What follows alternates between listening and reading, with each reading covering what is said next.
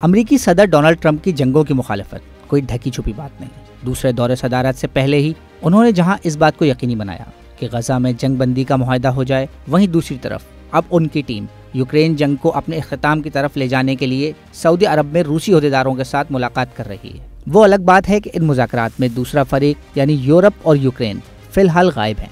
इस मुलाकात में अमरीका और रूस की जानिब से अहम रहनुमाओं ने शिरकत की। अमरीकी वफ्द की सरबराही वजीर खारजा मार्को रूबियो कर रहे थे, जबकि ट्रंप के खुसूसी नुमाइंदे स्टीव विटकॉफ और national security adviser Mike Waltz भी अमरीकी वफ्द में शामिल थे।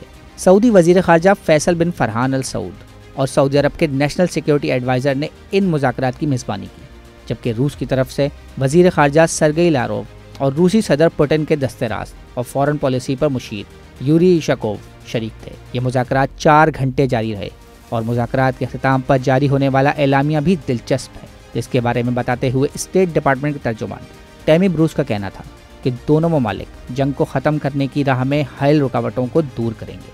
मगर सवाल यह है कि ये रुकावटें आखिर हैं क्या?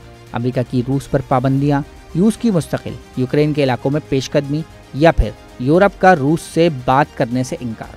फिलहाल तो ये वाजे नहीं, मगर जो बात वाजे है वो ये है कि दोनों ममालिक ने इस बात पर इत्तेफाक किया है कि वो अपने सफ़ीर एक दूसरे के मुल्क में तैनात करेंगे, जो कि बज़ाहिर एक बहुत बड़ी पेशरफ्त है और रूस को आलमी मंजरनामे में तन्हाई से निकाल सकती है। इसके अलावा मुलाकात का महवर यूक्रेन की सरजमीन से रूसी अफवाज की वापसी और यूक्रेन की सिक्योरिटी गारंटीज रहीं, और इस बात पर इत्तेफाक हुआ कि आगे चलकर रूसी सदर पुतिन और अमरीकी सदर डोनाल्ड ट्रंप के दरमियान मुलाकात भी हो सकती है। मुलाकात में इस बात पर इत्तेफाक किया गया कि यूक्रेन जंग को ख़त्म करने और एक पायदार और दोनों अतराफ को काबिल कबूल हल तलाश करने के लिए आला सतही टीम्स बनाई जाएंगी, जो मुज़ाकरात को आगे लेकर चलेंगी। बयान में कहा गया है कि सदर ट्रंप ही वाहिद सदर हैं जो यूक्रेन और रूस को जंग बंदी के मुआहदे पर राज़ी कर सकते हैं। मगर बयान में ये भी कहा गया है कि सिर्फ एक फ़ोन कॉल और मीटिंग पायदार अमन के लिए नाकाफ़ी, मगर उस रास्ते का पहला कदम ज़रूर है। मुलाकात से पहले रूस की जानिब से कुछ लचक भी नजर आई और क्रेमलिन के तर्जुमान ने कहा कि उन्हें यूक्रेन के यूरोपियन यूनियन में शामिल होने पर कोई एतराज़ नहीं, क्योंकि ये हर मुल्क का हक है कि वो आज़ादी के साथ जिस इत्तेहाद में चाहे शामिल हो जाए। इस ऐलान की मगर एक कीमत है और वो दी है अमेरिका ने, जिसने ये वाज़े किया है कि यूक्रेन को नेटो की मेंबरशिप नहीं मिलने जा रही। ये मेंबरशिप यूक्रेन की पुरानी और अहम तरीन डिमांड थी, जिस पर कई यूरोपियन ममालिक भी राजी थे। यूक्रेन के सदर व्लादिमीर ज़ेलेंस्की ने वाज़े किया है कि उनको सऊदी अरब में होने वाली बातचीत के हवाले से एतमाद में नहीं लिया गया और वो किसी ऐसे मुआहदे को मंजूर नहीं करेंगे जिस पर यूक्रेन को एतमाद में ना लिया गया। मार्को रूबियो ने इन खदशात पर भी बात की है और कहा है कि मुज़ाकरात पर यूक्रेन और यूरोपियन ममालिक को भी एतमाद में लिया जाएगा, मगर सवाल ये है कि कब और किस मरहले पर।